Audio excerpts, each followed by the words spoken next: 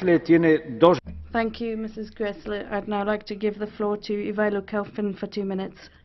Mr. President, I would like to start with the thanks.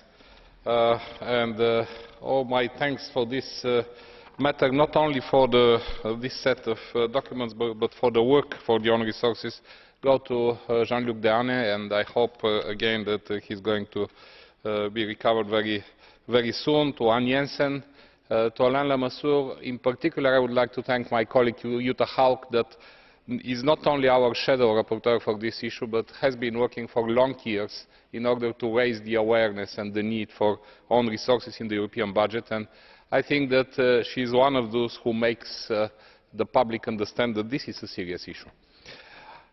We are now in a very strange position, which is not known in national parliaments.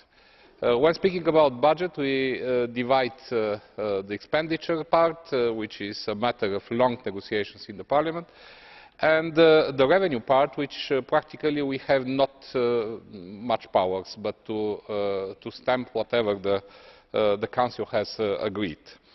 This is a problem. Why? Because at the beginning of this financial framework we already have a shortage of funds.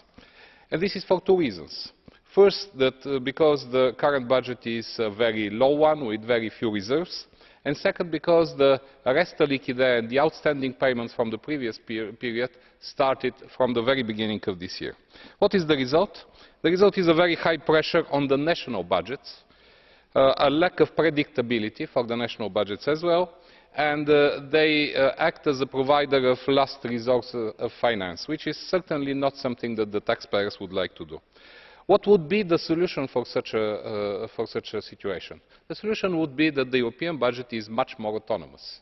That's why, adopting and agreeing to this package of own resources, we absolutely need to reshuffle, to find the different scenarios and to suggest to the Member States that it is in their interest, in the interest of the Member States, to have a much more autonomous European budget and not to rely all the time on the national contributions. Thank you very much.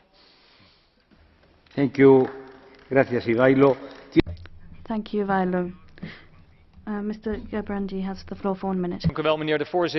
Thank you, President. And as many people before me have already said, this is an extremely important package of legislation, but important doesn't mean to say that it's the right legislation. I really would have liked to have stand here and say very proudly that finally, after all these years, we've succeeded in completing